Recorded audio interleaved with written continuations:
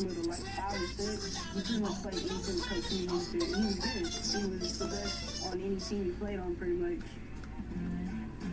Eat, sleep, everything baseball. He wanted to be a major league player one day. Chris's friend Ricky Mendoza is another local baseball star. Chris and Ricky, when they were younger, played in the same little league. So when they got older, they played on the same high school team at Hightower. And Chris didn't have his father. He left him when he was younger.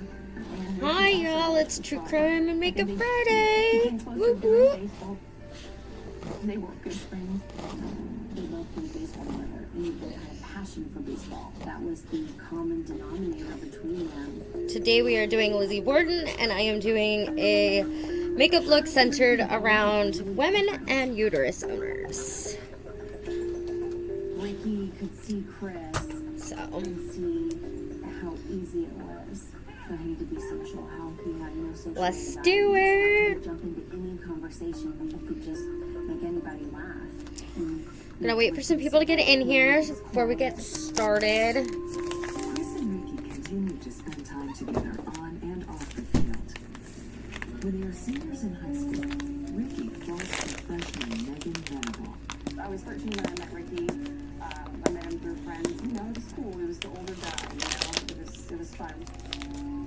I wasn't with him. Why are these always so hard to get off when you have nails? It's really annoying. We were basically our first loves. Ricky introduces Megan to his friend Chris Daigle. Chris was the more popular guy in school. He had a lot of friends. Chris was a typical teenage boy with, the confidence. He had the looks, he had the swagger, he had everything. Like, he knew he was good looking. And he knew how to play, like, he knew how to flirt. But sometimes, I guess, he went a little too far. And I mean, he'd get in fist fights with girlfriends. Hey, let's get set up here. Most of the time, he did a pretty good job of keeping it under control. The opposite guy, the worst guy, you can't tell him no. He would get very mad, and he would, want to break things. His senior year, Chris is diagnosed with oppositional defiance disorder. In layman's terms, basically characterizes someone who just really has very poor anger management skills. Typically, these people, they get angry, they see red, and then they go into a rage until either it runs themselves out or someone helps them intervene. But they lack the ability to kind of self-modulate and self-soothe and kind of bring themselves back to baseline. And one of us, and he threw a bottle that he urinated at Chris. Well, Chris threw it back at the person, and some of the urine landed on the coach. The coach was upset. That was it. The next day, they kicked Chris off the team completely. He was quiet and depressed for a while. That was what he pretty much lived for. It crushed him. Just kind of pushing his limits more and more, because he didn't have that stable thing in his life. Chris off the baseball team, his friendship with Ricky begins to suffer. They kind of went their separate ways a little bit. Chris begins spending time with Ricky's girlfriend, Megan. Chris and him had ag class together, and apparently Chris would come up to him and provoke him. You know, kind of like, she's a hot girl, things like that, I guess you would say. He was trying to antagonize him a little bit, and Ricky didn't do anything about it, though. He just let it happen. Ricky tells Megan he does not like her hanging around with his old friend, Chris Daigle. Okay. He was as if he was playing my father figure, telling me these guys are jerks. Good morning, Abby Mays. You don't know their intentions with you. And I'm like, they're just friends. They're just friends. It's not that big of a deal to me. Megan had a lot in common with Chris's personality. Megan saw that in Chris and kind of longed to be that person.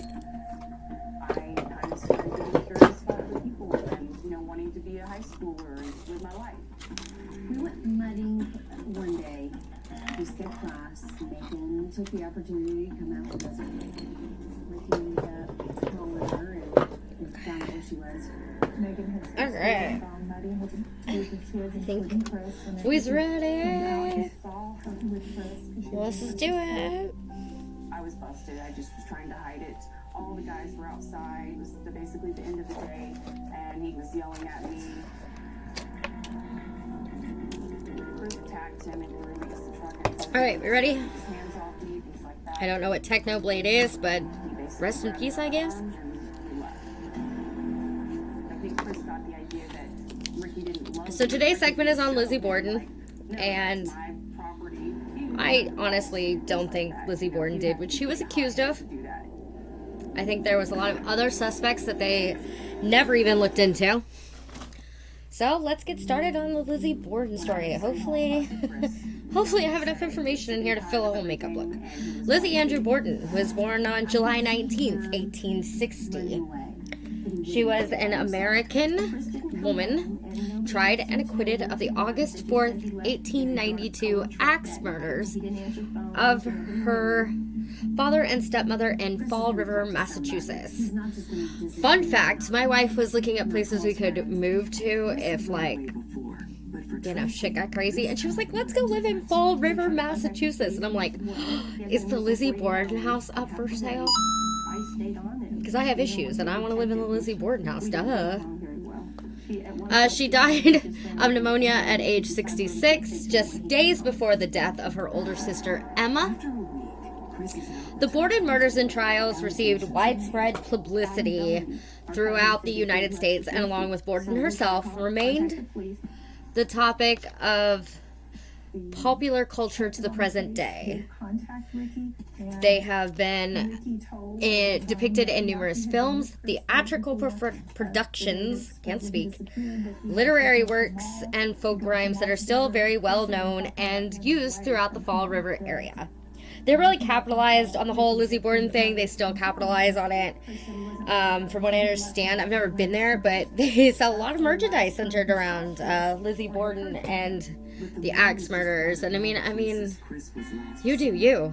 You make money off whatever you can make money off of, but I just thought that was kind of funny. Lizzie was born to Sarah Anthony Borden and Andrew Jackson Borden. At the time of his death, Andrew's estate was valued at $300,000, $9,630,000 in 2022. Fun fact, I think that women having male names as like their middle names was very common. I think it was like maybe like maiden names maybe, but I don't know, because Lizzie's middle name was Andrew, and that was her father's name. So I don't know, maybe they just had like the middle names of their fathers because that was like the thing to do back then. I'm not really sure, but I've noticed that a lot of the women in this story have male middle names. Despite his wealth, Andrew was known for his frugality. For instance, the Borden home lacked indoor plumbing, although at the time it was a common accommodation for the wealthy. So like back in the 1800s, they didn't have a lot of indoor plumbing. Most people used outhouses or stuff like that. And thank you, love. And I didn't know that, but yeah, apparently if you had indoor plumbing, it was because you were wealthy and rich. Really didn't know that was a thing. Oh, I'm gonna take the sweatshirt off. I'm hot. More so, he's gonna come home. But after about 6 or so years, it was one of those you don't talk about. Okay. Lizzie and her sister Emma had a relatively religious upbringing and attended Central Congregational Church. As a young woman, Lizzie was very involved in church activities, including teaching Sunday school to children of recent immigrants to the United States.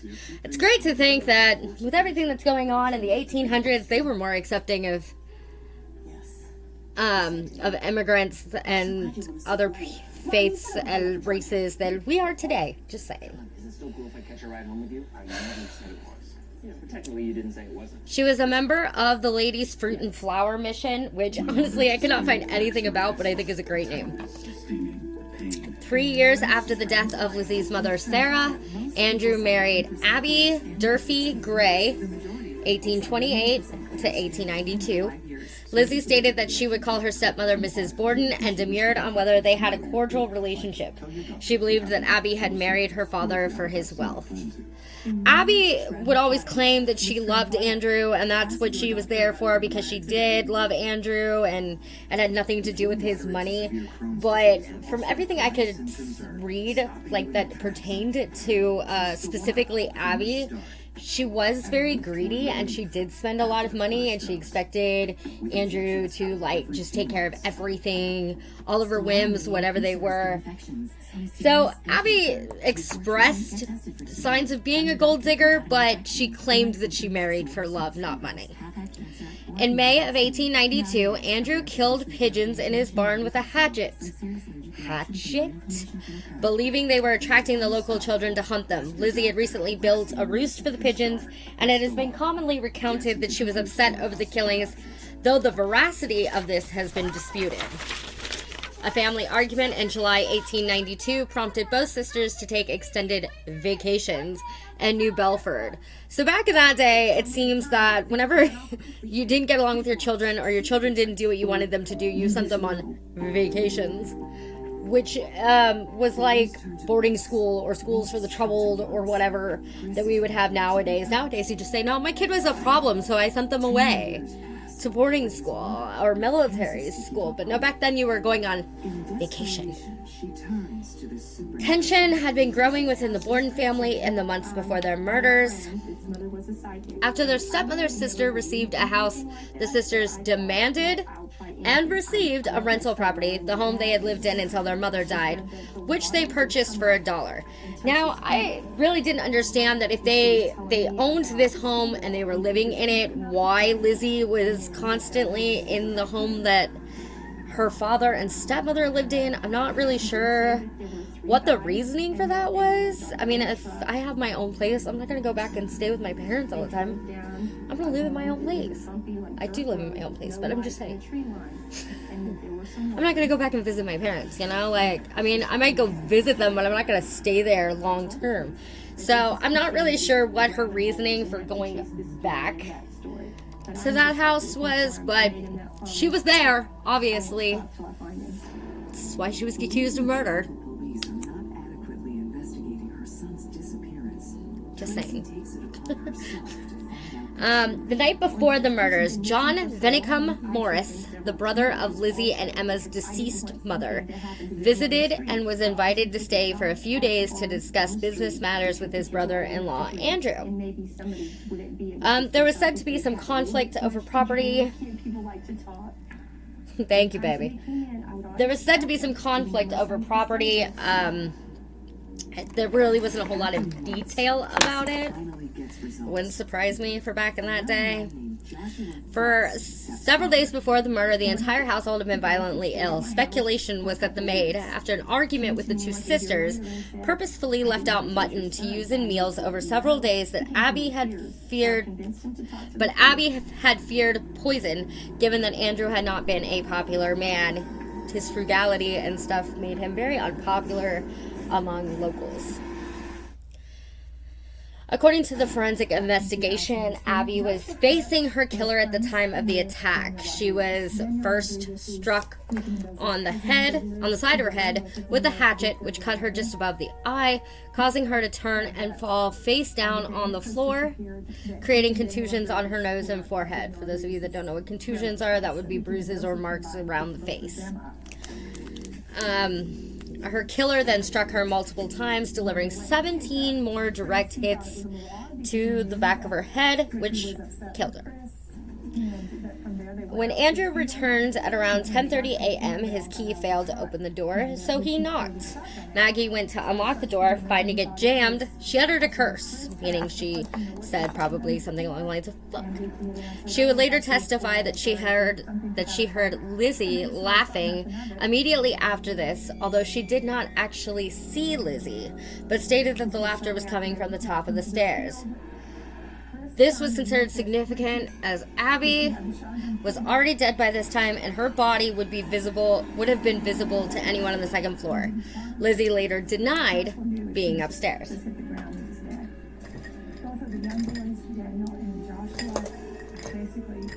Hold on, I'm missing a brush here.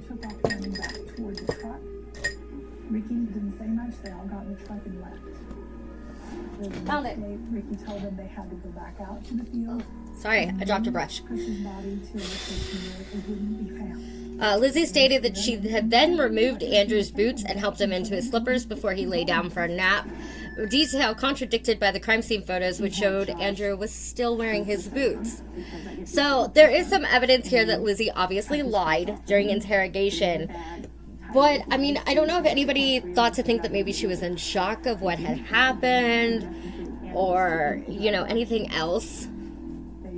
I mean, there's, like... all the clothes that they had on, all the clothes that Chris had on. But I don't know if back then they really knew what shock was. Like, you know, I don't know how much investigation was really done here.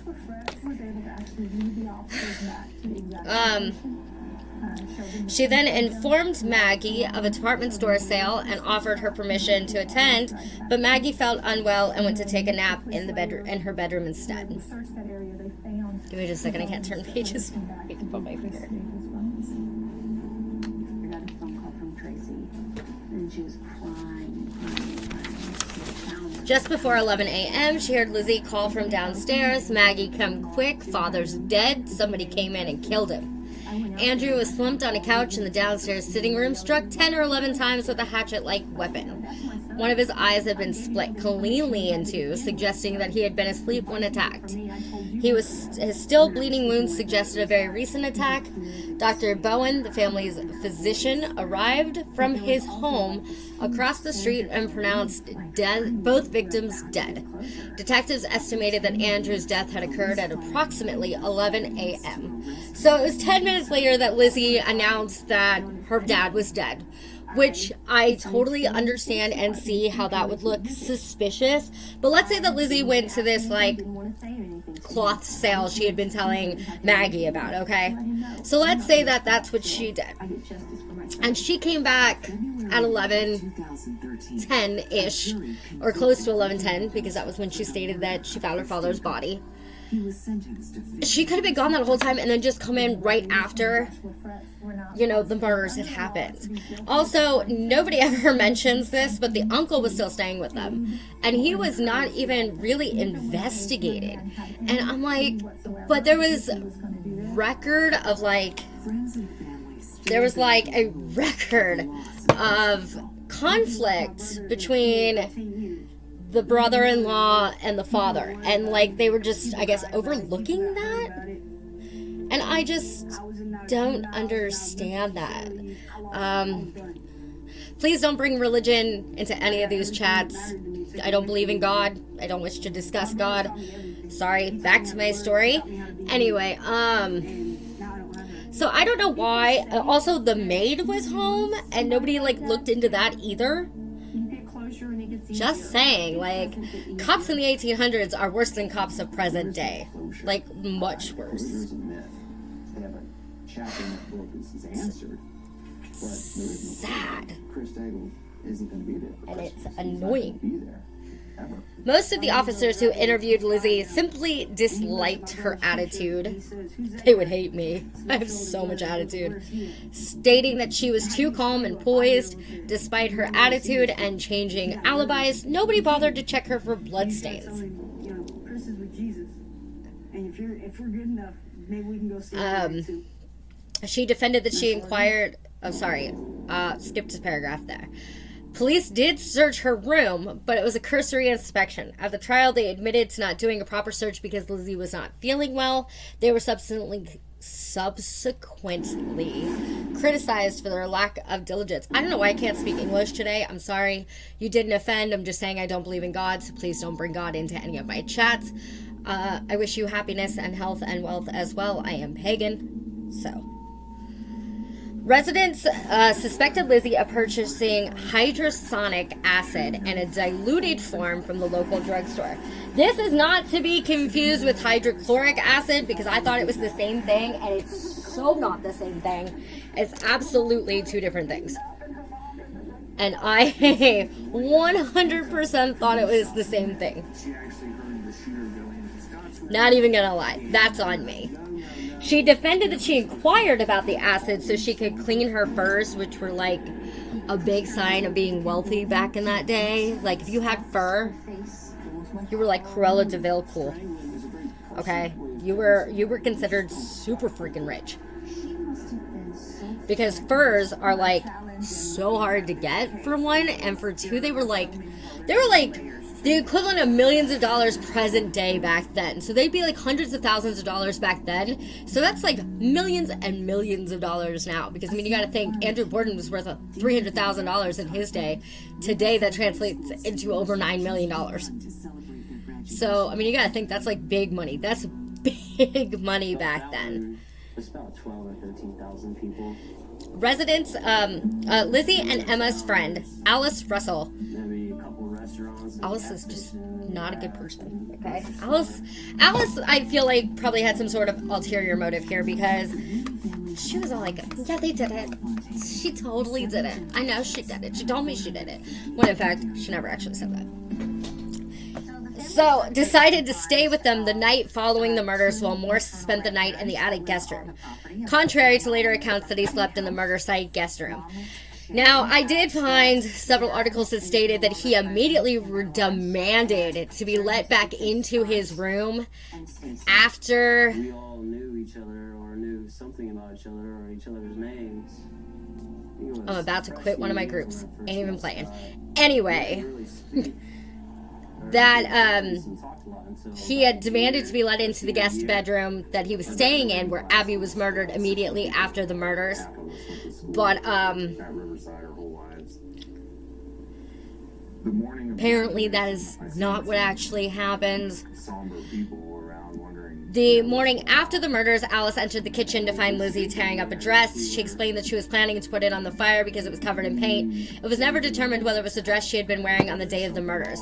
Now, what I don't understand is if Maggie came downstairs, I feel like Maggie, when Lizzie yelled out that, you know, Dad's dead, whatever. I feel like if Maggie came downstairs, she would have noticed had Lizzie not been wearing the same clothes that she had been wearing when she went upstairs to lay down. You know what I mean? There was some drinking there, and there might have been a couple dozen people there. And I'm just like, It was a rare upbeat moment. nobody bothered to ask Maggie any questions about what Lizzie was wearing here. Like, you literally had witnesses right in front of you and you did nothing. This is like the equivalent of the John Benet Ramsey freaking police who just botched everything. But this is also the 1800s and they didn't have that kind of like, you know, mentality back then of we should ask everybody everything because that's how you do a murder investigation. In the 1800s, you mostly died of plague or disease. You didn't die because somebody murdered you. That was apparently uncommon in that day. At the inquest for Lizzie, her behavior was erratic, and she often refused to answer a question, even if the answer would be beneficial to her. Lizzie went into court and was like, I plead the fifth. I plead the fifth. I plead the fifth. It didn't matter what the question was. She just didn't want to answer the questions. And I think that nowadays, that is what we teach people. We say, don't answer any questions unless you have a lawyer present, correct?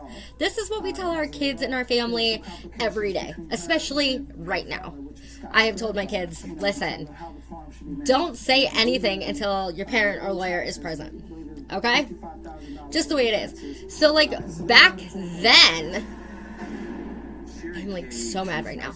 Back then, that was like the thing that we would tell our kids to do today. But back then that was a big deal. Like if you didn't answer questions, even if like you were innocent and you were claiming you were innocent, then you were automatically guilty. It just didn't matter. If you didn't answer the questions, then you had a reason not to answer the questions.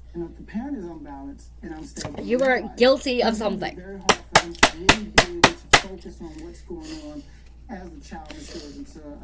She often contradicted herself and provided alternating accounts of the morning in question, such as saying she was in the kitchen reading a magazine when her father arrived home, then saying she was in the dining room doing some ironing, and then saying she was coming down the stairs. Honestly, I mean, your parents are dead, and I feel like you would have maybe like some statements that are like changing or not making sense because you're still kind of like processing the fact that your parents are literally dead. Whether you did it or not, you're processing this, right? So they're all like, her story's changing. She did it.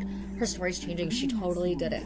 Scott and Stacy's stepsister Nicole. I'd be a little more concerned if her story didn't change. It would, because then not only is it like rehearsed almost, but it's also a good sign that it was premeditated. Right?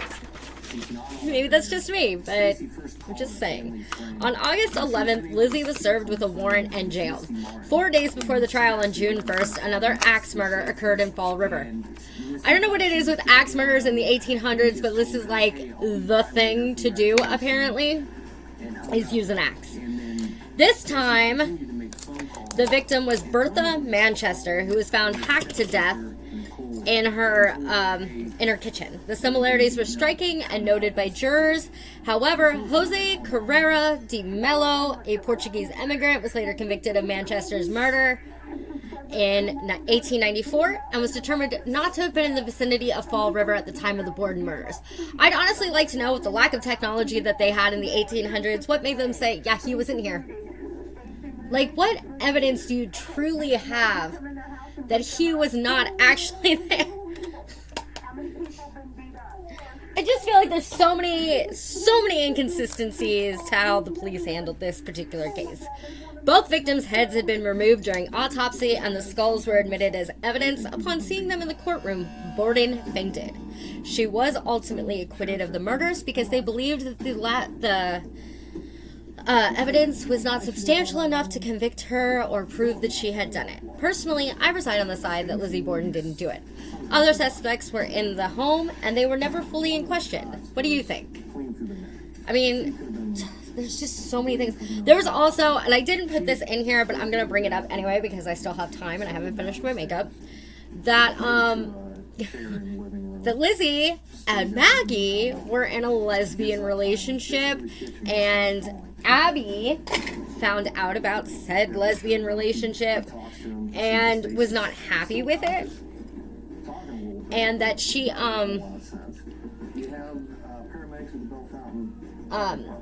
sorry, I just lost my complete train of thought. Oh, and that she disapproved of it and was like threatening Maggie and Lizzie with like outing them to her dad or something. And that was part of the reason why she killed Abby. Honestly, from everything I read about Abby, Abby did not sound like a nice person. Abby sounded like she had some big time issues. Give me just a second. I cannot talk and do either at the same time. But it sounded like Abby just had some serious jealousy issues when it came to Lizzie and to Emma as well. The other thing that I found interesting, they never even thought of Emma as a suspect. Apparently she was never questioned about anything, which I find to be a little weird. Like, you just fixated on the one sister, apparently. Like, shit, what did Lizzie ever do to you guys? Can't wake anybody up. They're all beat up. You know? Like, that was just crazy to me. Oh, that does not go in there. Shit. Okay. But I don't know, even if there was like this lesbian relationship that was speculated about, that's obviously not a reason to kill somebody. I mean, I experience homophobia every fucking day, but I'm not gonna go out and murder somebody for it, because that would just be rude and illegal. So I think people were a little harder on Lizzie than they needed to be. It also really surprised me that the uncle was never looked at, the maid was never looked at, Emma was never looked at, and also the fact that they just determined, apparently by magic, that the guy who killed Bertha was just not in Fall River at the time. And I would love to see what evidence they had to prove that. Why are you dying, baby? Sorry, my wife is in my TikTok live.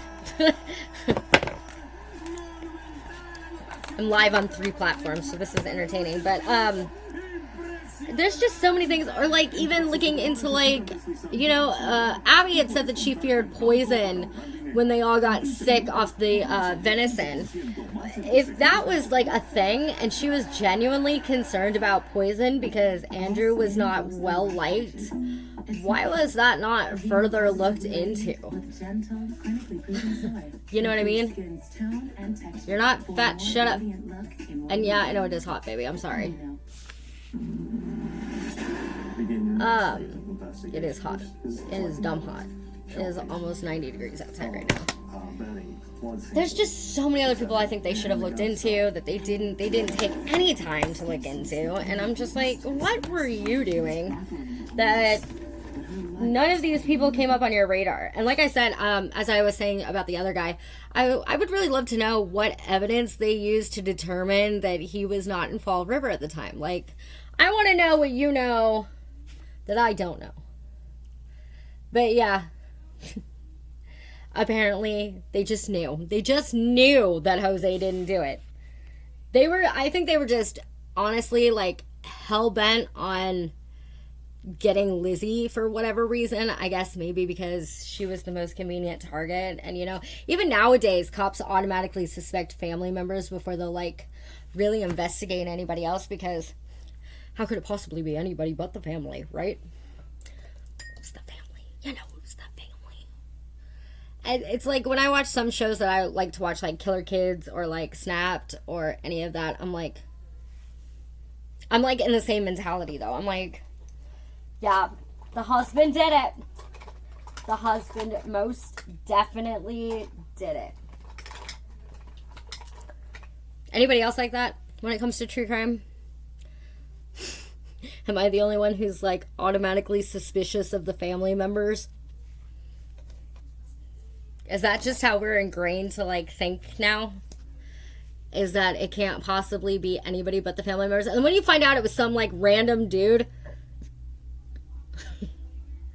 you're like, oh, guess it wasn't the husband after all, my bad.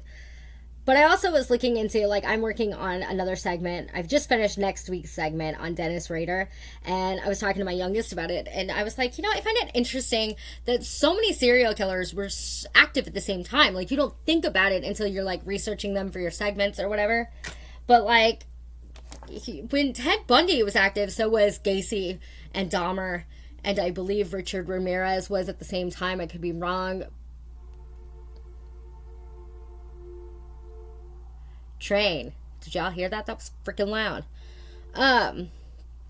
You know, so I don't know.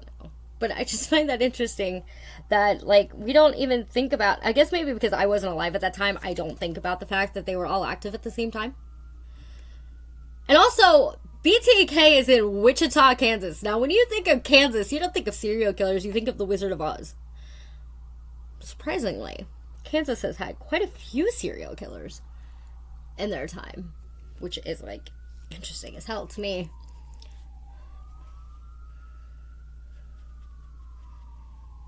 Because, like, I don't know, Kansas is like the most, I have family that lives in Kansas. I've gone to Kansas every summer from the time I was like 2 until I was like 17.